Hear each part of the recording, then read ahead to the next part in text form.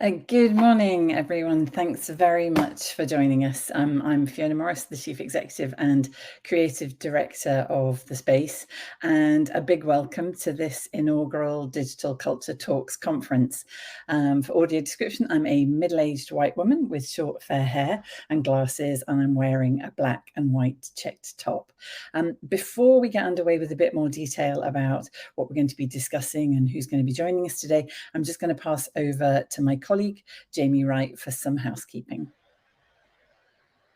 Yes, good morning, everyone. Jamie here. I'm the producer of the Digital Culture Talks. For audio description purposes, I'm a brown-haired white male in his very late 20s, but hopefully you won't see me again, because that means that absolutely nothing has gone wrong and this has all gone seamlessly. So a little housekeeping. You will see on your screen that there is a chat and a Q&A section for you to engage with this event. The chat is event-wide, whereas the Q&A feature will post questions specifically related to the sessions you are in. We are joined today by Rachel and Deborah, our fantastic BSL interpreters.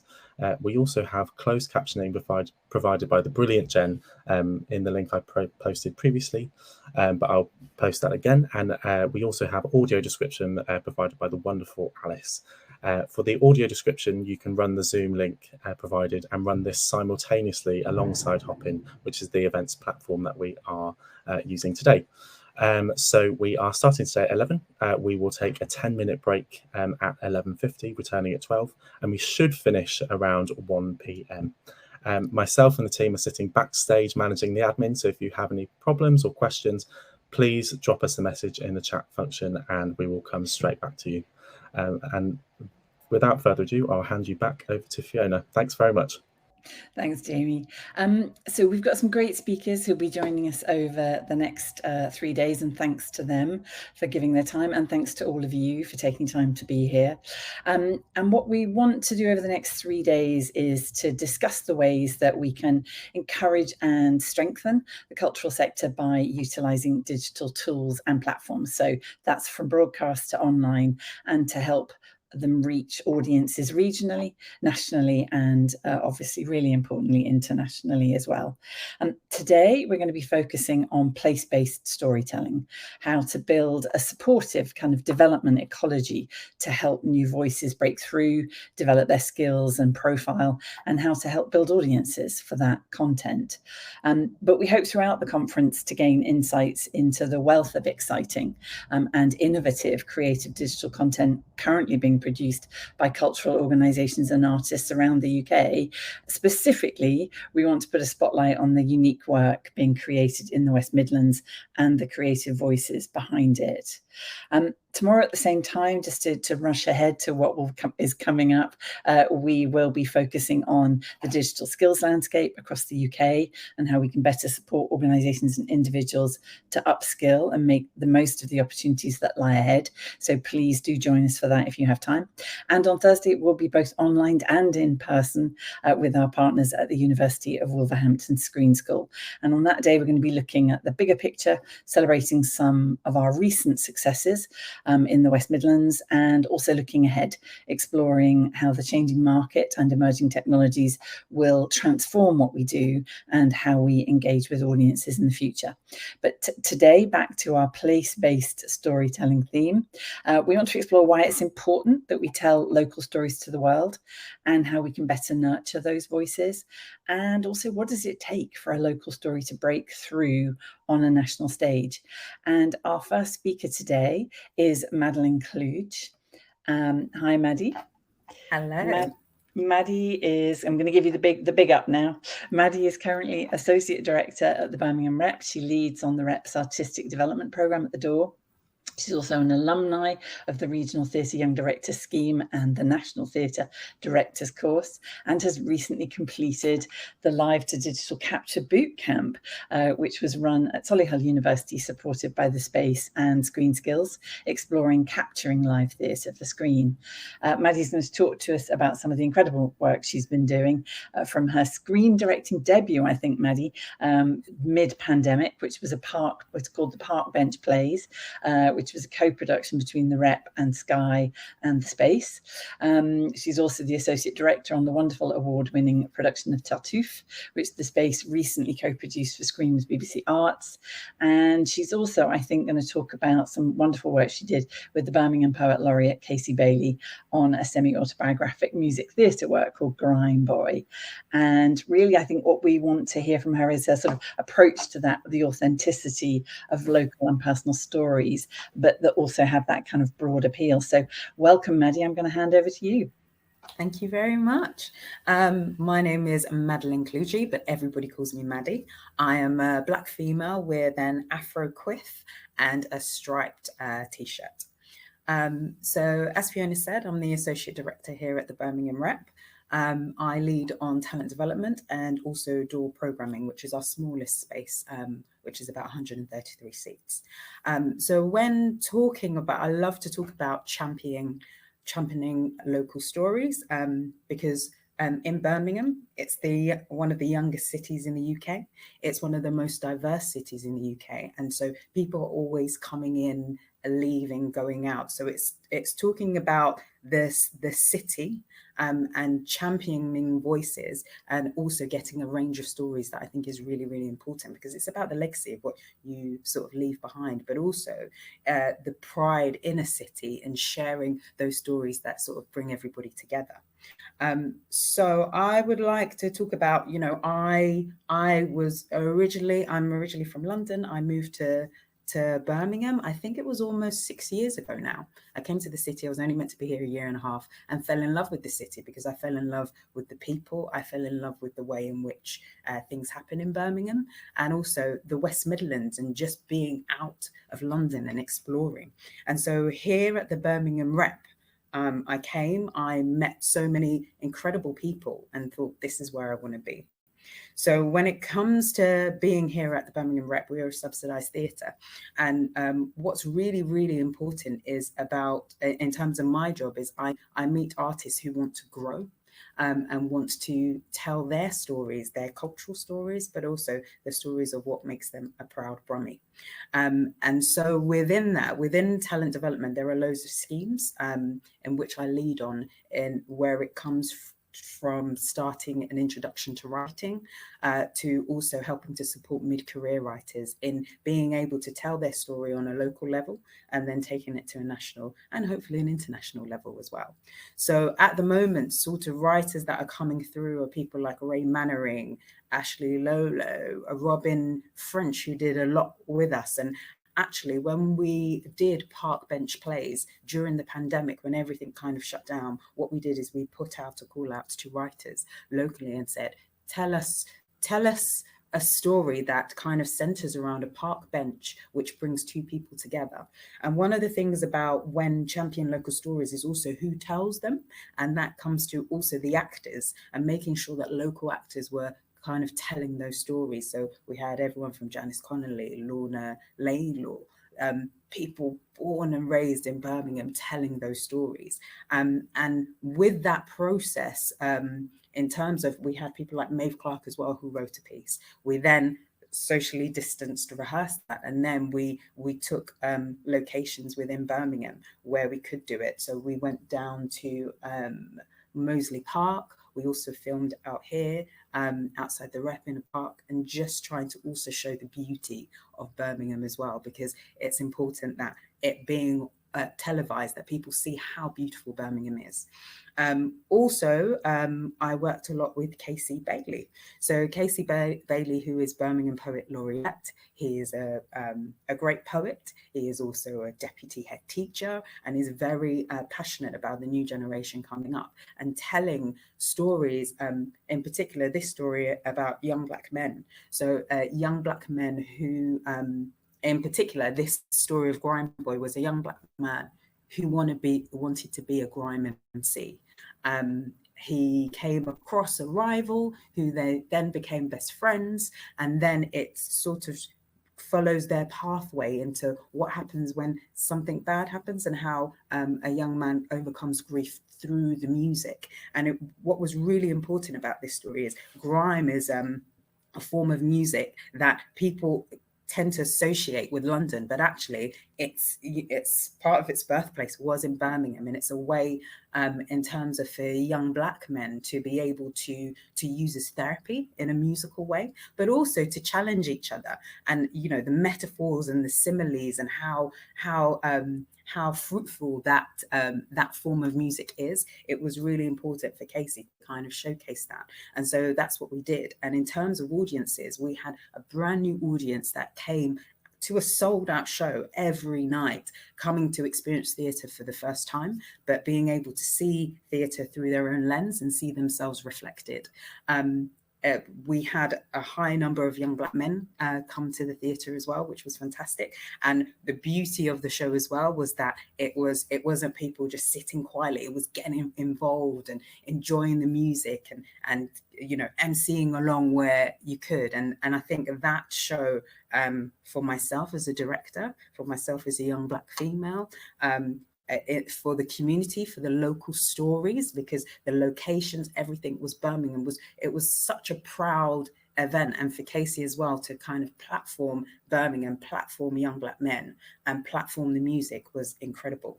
So what I would like to show you is it was a new piece of work, and we had to think about different ways in which we could connect with a younger audience, connect with a Birmingham audience as well. And so what we did is we used social media. We did a trailer in a cypher way. So when I say cypher, within grime music, you get a bunch of MCs together in a circle around the DJ, and they are MCing and introducing themselves and bigging themselves up. And so what we did is we used that form in order to advertise who our actors were. All Birmingham actors, bar one, Alex, who kind of got himself through as a London actor, but has fallen in love with Birmingham as well, and just platforming them and introducing them as the actors that were going to be in the play. So we've got the trailer here, so we'll give you a show. Some say it, some say it, some say it, I came from the dark, so they're not dark like me. Man talk, but they can't talk like me. Man try say they're the realest of dogs, but the realest of dogs can't bark like me. Named Jay, bars like Jay-Z, smile in my face. I know they hate me. Grimes on the road, Grimes on the street, mate. Wait there, blood, don't forget the DJ. The roads can make a man feel so trapped, but the music can make a man feel so free. Enough of these MCs never spit facts, so these MCs never sound like me. Bars, everyday new flows, you got bars, but nothing like Blue though. Grime in the studio, Grimes in these raves. Wait there, blood, don't forget the DJ. When I'm at the entrance, I do not exit, trust me. They can't flex, I'm flexing, just me. Man talk behind my back, try cost me. Watch this, I don't chat them, they discuss me. Grime boy, writing beats, tell the hype man stop hyping, please. Grimes in the mind, Grimes in the beats, forget the DJ, blood, Grimes in me. Enough times man I seen this story get told, and what I find out is man just don't know. They ain't never seen it, but they want show. Why would they do that from? I don't know, but the show that you need to see, that's Grime Boy. One that was written by me, that's Grime Boy. Narrative bars and beats, that's Grime Boy. Make sure you get your seat, see Grime Boy. Yes, so that was a trailer that we put out that caused a fantastic stir of people wanting to come and see, but also that form of grime in theatre is not something that people generally see. So actually there was a new audience who were really interested in saying, okay, I need to come and see this. I need to see what this is about. And it did really well. And it brought us, I think it was probably about 60% new audiences as well that came to see that piece of theatre. So that's one way in taking and championing voices and looking at the form in which to tell those stories that really connect with a particular audience. Another piece that I wanted to talk about was Tartuffe that we did. So I was the associate on the first time it was done before the pandemic, but then in the pandemic, we then ended up not being able to do it. Oh, am I still on? Yeah, I think I'm still on.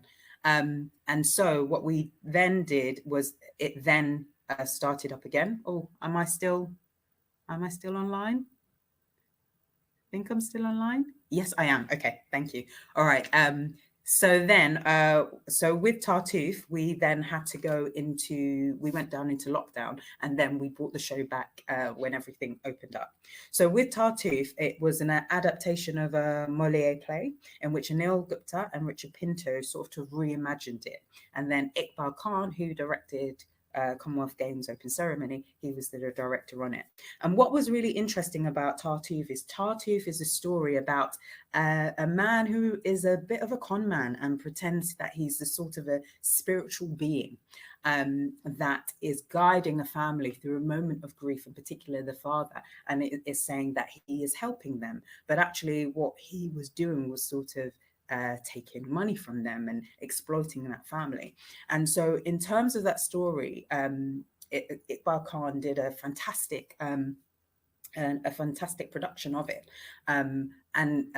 but basing it within Birmingham, within I think he was from Solihull, and also looking at it from a Muslim storytelling point of view, but it was sort of a comedy, and so it originally started in RSC. They did it in RSC, and it did really well there, and then it was then brought to Birmingham at the Rep. On our main stage. And what was really interesting about that play was that some people found it really, really funny and enjoyable, and other people didn't, and were quite it was quite an interesting mix, and in a way our marketing would say it was a little bit Marmite, because it was such a diverse audience that came to see it, and in terms of the storytelling and a Muslim audience coming to see it, some people really loved it and loved the comedy aspect of it, and other people didn't and felt it was quite cliche, and then other people were unsure about the themes. And so what is really interesting, I think, in terms of with Tartuffe, is also about when you're doing particular plays, ensuring that you are talking to and involving the communities that surround it or are part of that story, because actually in terms of the feedback, in terms of with our marketing department, for example, actually what was used in terms of advertising and being really clear, and actually loads of people not really knowing Tartuffe and Moliere's work, and actually if you are then adapting it or reimagining it, and actually something being really clear if you're from theatre or you're studying particular pieces of work, but actually when you don't, you've got to be really, really clear about how you communicate it. And so what I'm going to show you now was a piece that the theatre did for the advertising of it for social media, which did really well. We had a particular poster that actually people had said wasn't as clear, and so we were able to do a little bit of social media, which helps to make it slightly clearer. So I'll show you a little piece of that now.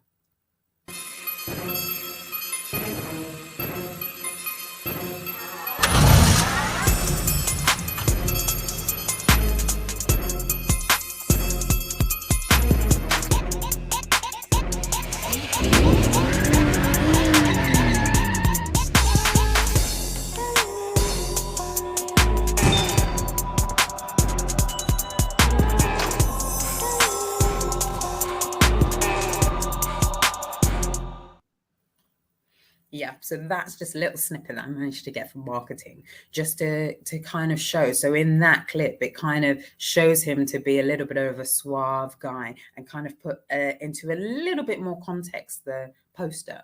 But one of the things from Tartuffe was that it was such a varied response. They did really well in the theatre, but it was such a varied response that in terms of us internally, just making sure that actually when we are doing particular shows, making sure we're consulting particular communities, because actually if you're champion local voices, you need to ensure that it's not just from one side of the writer or the director or the actor, but it's also about involving the community as well in how those stories are told, but also in how it's consumed, or how people take it, so that actually you are coming in from a particular point of view, and you're being really clear about what a piece is, and that it's comedy or it's satirical, and actually championing voices, even if it's a comedy that might poke fun at certain things. So that was a really, really interesting experience in terms of making sure that you were involving people when you were championing particular stories.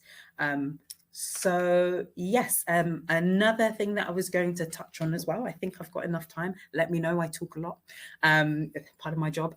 Another thing I was going to talk about is also my experience of working with Birmingham Royal Ballet, actually, and how quite a traditional form of dance and how using that in a way to tell stories in a different way. So I worked with a choreographer called Miguel Artenaga as part of Carlos's season. He did a triple bill season here at the Rep, and looking at City of a Thousand Trades was what the piece was called, and using ballet in a way to tell a story purely visually. And again, I got Casey in to do a little bit of poetry within it, just to split it up a little bit. But looking at the research that we did on Birmingham and finding out so much about the local local stories, how the Birmingham, the trade, the silk trade, mechanics, all of that, and bringing it all together, and then saying, actually, what is a story that we are telling about Birmingham and championing Birmingham, but in a visual dance sense, and looking at what that does. And so that was a really, really interesting way of taking Birmingham ballet, which is in the city, a mix of dancers, some from Birmingham as well, and really telling that story. So it's also interesting about the way in which you can use nonverbal ways of telling a story as well. So that was, I guess, that I think I need to bring it to a wrap, but it's just that thing of finding the different ways of telling a story, making sure everyone is included within that. You naturally have the person that's going to lead that, but just having all those voices and giving opportunities, those talent development opportunities for people to find a trajectory through in telling their stories, so that you have the Grime Boys to the City of a Thousand Trades to the Tartuffes, which gives you a broad sense of stories within the local community. So I think that's everything. Thank you, Maddie. That is brilliant. I think if anyone's got any questions for Maddie, please do post those. But I'm going to kick off with a question straight away, which Maddie, is the space has been involved in a program called the West Midlands Broadcast Development Program, which has kind of been going on for about 18 months. Has involved a kind of an early talent development program called Pitch Perfect, but has also involved some broadcast commissions with BRB, with the Rep. The Tartuffe was one of them, and shortly coming up, Peaky Blinders from the Hippodrome. One of the reasons for that program kind of existing was that there was a kind of fairly widespread acknowledgement of a bit of a screen deficit when it came to stories from the West Midlands specifically being seen on screen. You've talked very enthusiastically about coming from London and now basing yourself in the West Midlands. What do you think the opportunities are, and what do you think the challenges are about supporting those voices and getting them on screens?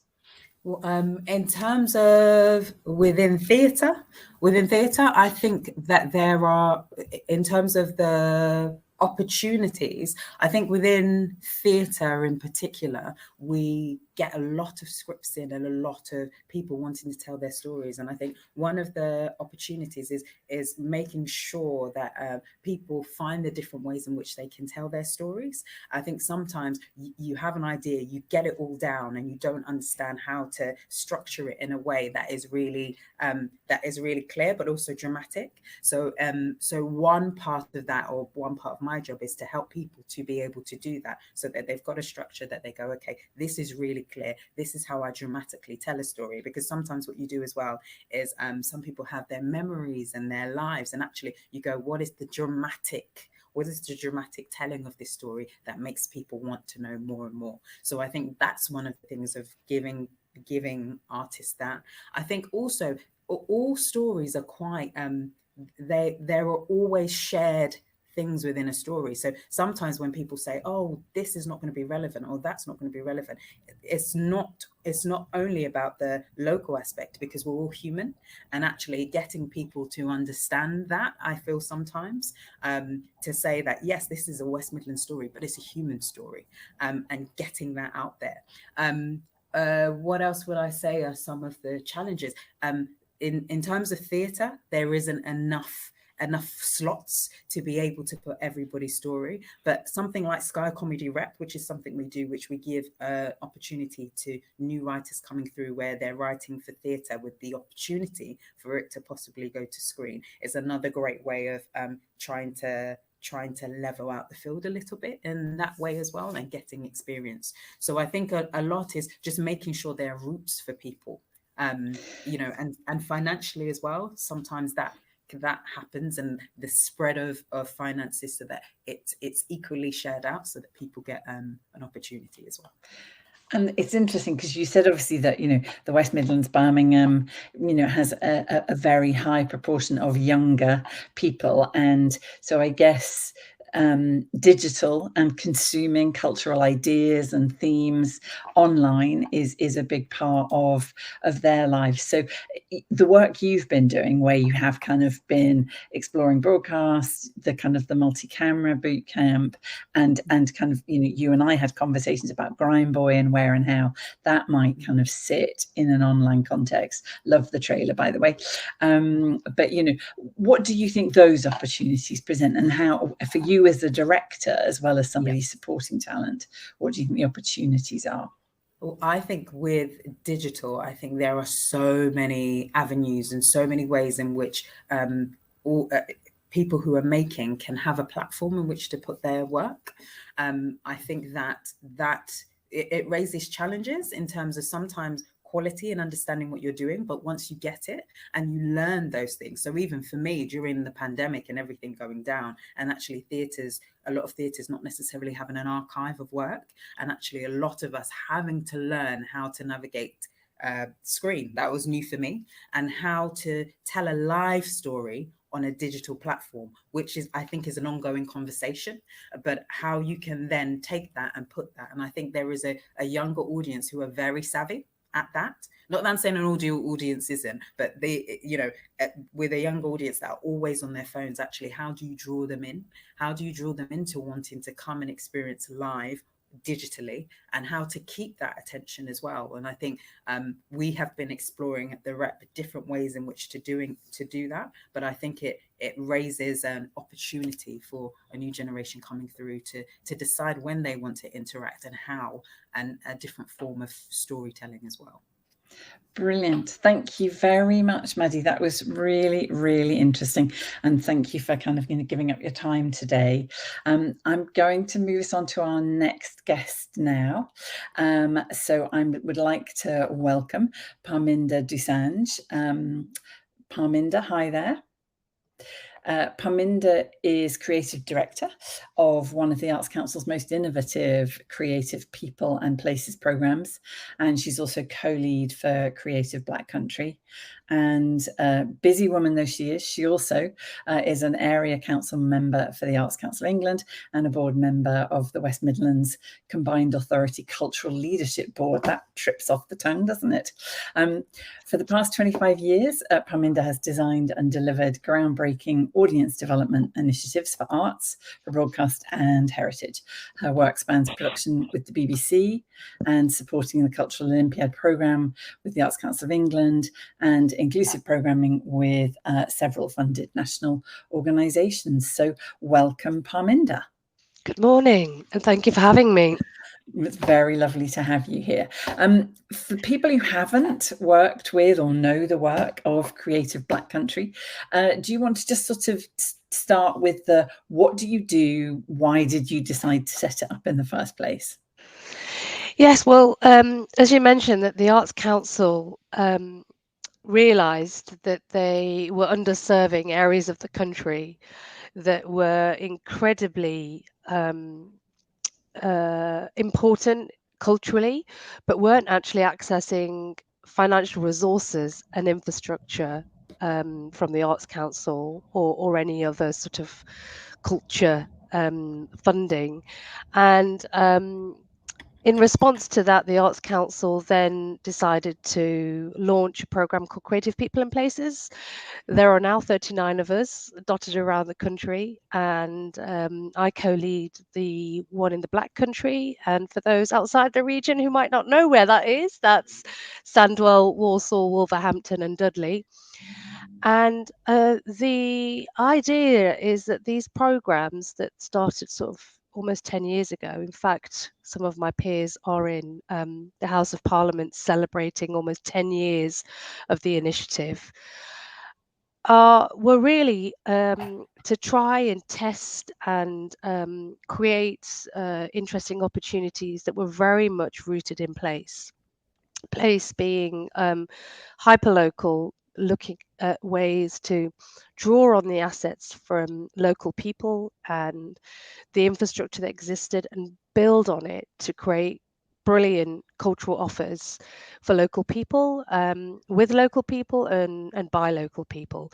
And that doesn't necessarily mean a community or a type of community, but it meant local people in its entirety. So it could have been creatives, academics, communities, community groups, voluntary groups, a whole, a myriad of people. And when I joined the program, it was in its second iteration. So the program had been piloted in about 2012. I joined in the second cohort, myself and my colleague.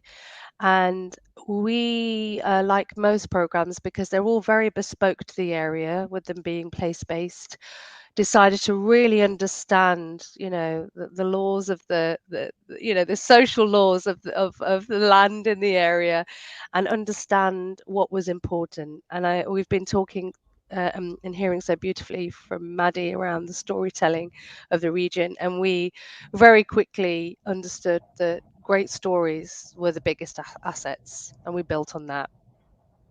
Fantastic. And the first time we all worked together, which is now stepping back in time about 5 years, was with the Creative Masters kind of program that you ran. You were already running it as part of Creative Black Countries projects, and we came along and worked with you guys. You applied to our commissioning round for 100 Masters as a piece to help showcase it. Do you want to describe that project? And it's a bit of a shout out for the space as well, but really it was a huge, it was huge for us because it was one of our viral hits of the early years of the space. But I wondered, if you could describe the project, and then sort of what impact that had on you as an organization thinking about digital as a tool for all of this. So absolutely. So one of the things that we very much saw common in a lot of the communities, international communities and migrant communities, just people in general, and the way they were communicating, sharing their stories through Skype many moons ago, and then through Periscope, and then through live streaming. So they were already sharing parts of their lives over some sort of platform, weddings, funerals. This is pre-COVID. Sharing their social landscape, their social activities. It was really exciting for us to see that as part of daily communication. So we knew that the appetite was there already to kind of use digital platforms as an added layer for storytelling, essentially, and sharing parts of your life. And so it felt very clear to us that anything we did in terms of our program and our creative projects, that there was this appetite and a community who were very up for exploring how the digital realm could add that value. And when we decided to work on the 100 Masters program, which was really about highlighting the contemporary experts of the region, because anybody who knows about the Black country, we're so fond of the past and its industrial heritage and all the goods and the greats from the past, and that heritage is celebrated, but actually contemporary expertise was sort of lost and missing, and those stories were missing. So when we launched that program, we saw very quickly that there was a place, an authentic place for using the digital platform to enhance those stories. So when we spoke to the space and some of the associates about how we did that in a very organic way, rather than it being a bolted on, sort of component to the program, it it became very much around, exploring how we share those stories online.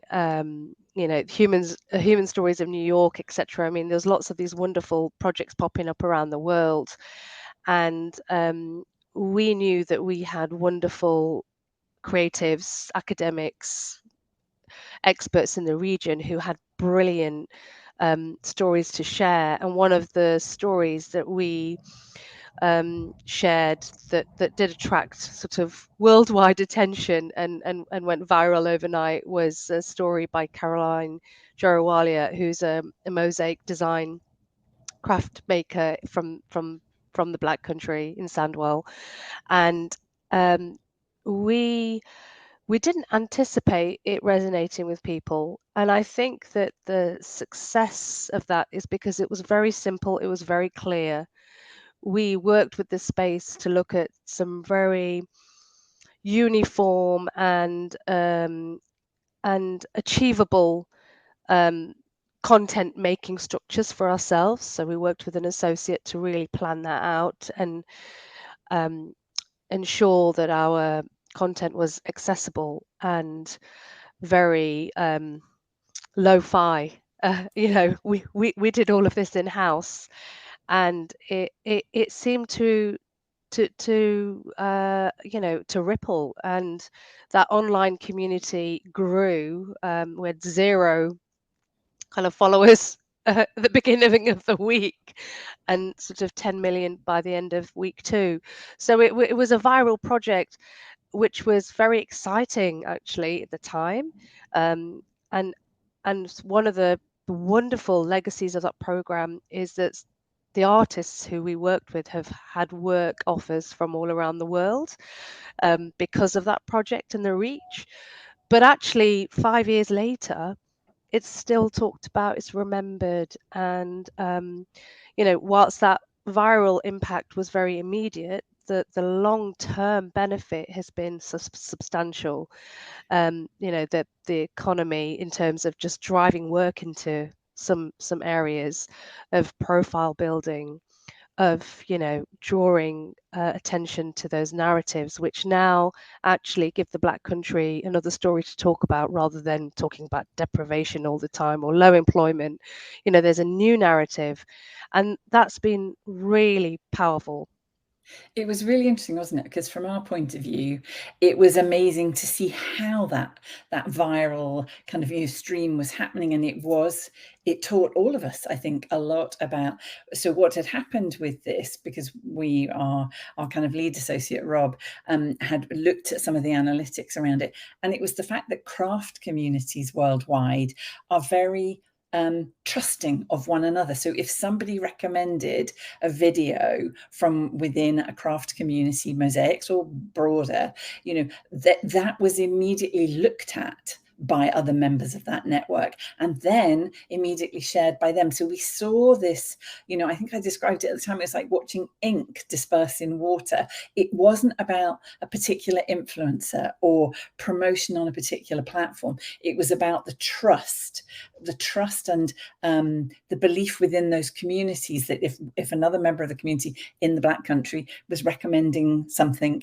to a craft maker in North America, it would be worth taking time out of the day to stop and look at it, and then they loved it and they shared it on. So for me, in terms of the kind of the premise of today about place making, it is about how do we manage to use what we already have in terms of leverage within communities to talk about, to give profile to, because it is difficult. We all know this. It is difficult to kind of get stories onto broadcast mediums that are already, challenged, trying to serve the broadest community possible. But actually, the best way to do that is by building profile yourself, grassroots up. Parminder, I just wondered sort of that, and then the pandemic, how has that changed what you within Creative Black Country now? How do you see digital as a tool now? I think we, as a team, we're excited about it. We don't fear. We're not digital experts by any means, but we are excited about learning, and we still try things. I mean, we piloted a beautiful thing where we created a whole supplement for a local newspaper that was had augmented reality properties, and it was received really well. It went out, was distributed to 8,000 people, and we worked with a Juno Projects who created these wonderful animations that just, you know, leaped out at you with AR. So we've always had that appetite. I think for us, and I think Maddie touched on this earlier on, it's post-pandemic, I feel that what's changed for us is we're now conscious of our motivation a little bit more, because there is so much out there now. The content, what we're consuming, the noise, there's a lot of clutter, but there's also some really great content, and it's how you get to it. And I think that our approach now is more around the creation of opportunities for artists and storytellers to be able to make and create work more readily, without us being involved as well, but also being able to provide some clear opportunities and signposting to how to do that well. And you know, that's something that we're, you know, it's a bit of an ongoing challenge because of the pace of things change, the way things change and evolve, but also you know, how does it stand out? Does it need to stand out? You know, and I think that they're all the I suppose those questions we're asking ourselves constantly, whereas we probably weren't. We just sort of went ahead and did it before because there wasn't as much of it out there.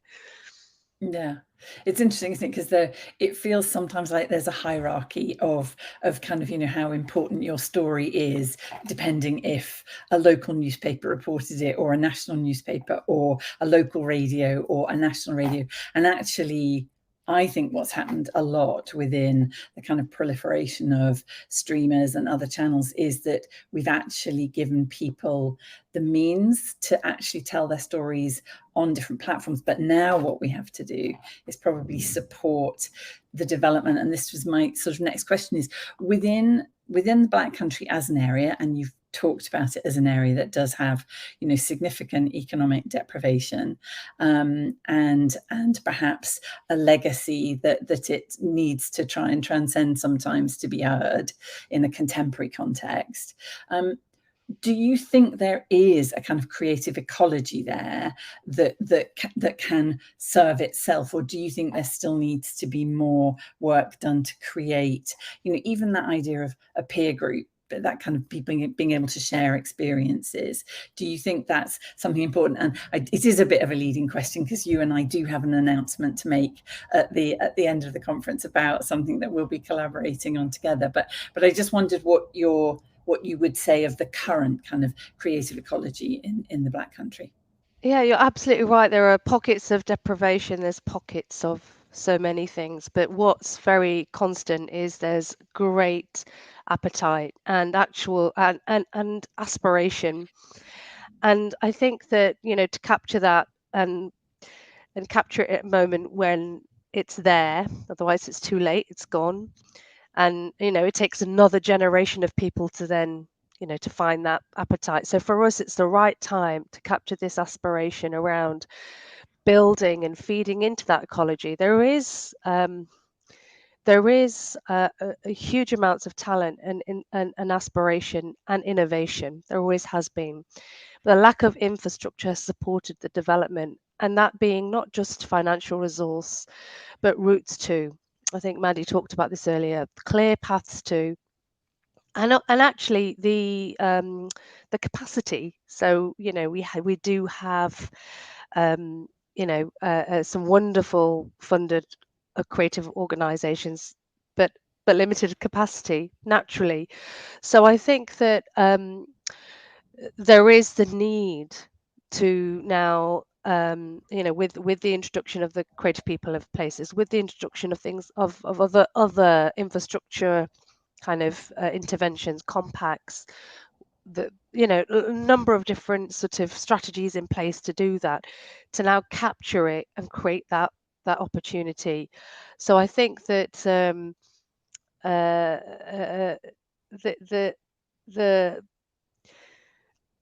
willingness and the motivation is there. Absolutely. I mean, Absolutely. we just got to ride with it. And there's been a lot. I mean, obviously, we're partnering in the conference with Wolverhampton University. They launched all of their new studio facilities, and we've also we mentioned with Maddie the skills bootcamp that we ran with Solly Hull as part of their kind of media support programs there. So there's definitely interest, I think, and appetite for kind of creative industries.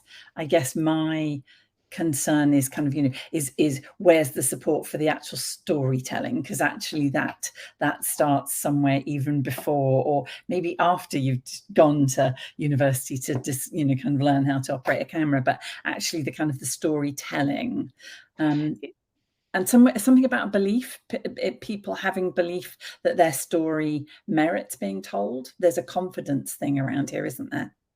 I think you're absolutely right. The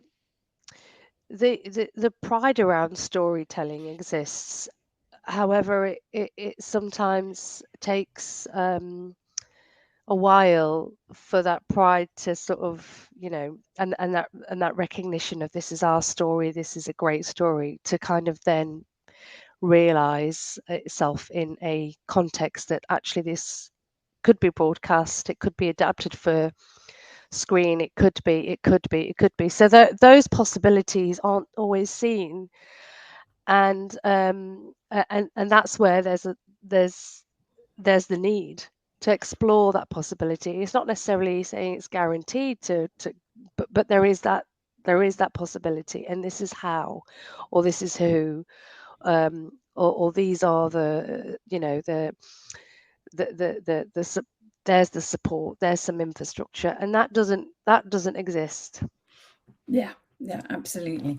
Thank you, Parminder. Is there anything else you would like just to kind of add? I know, as I say, we are going to talk a bit more on Thursday about what we're working on together, but anything else that you'd like to take this opportunity to say? I guess just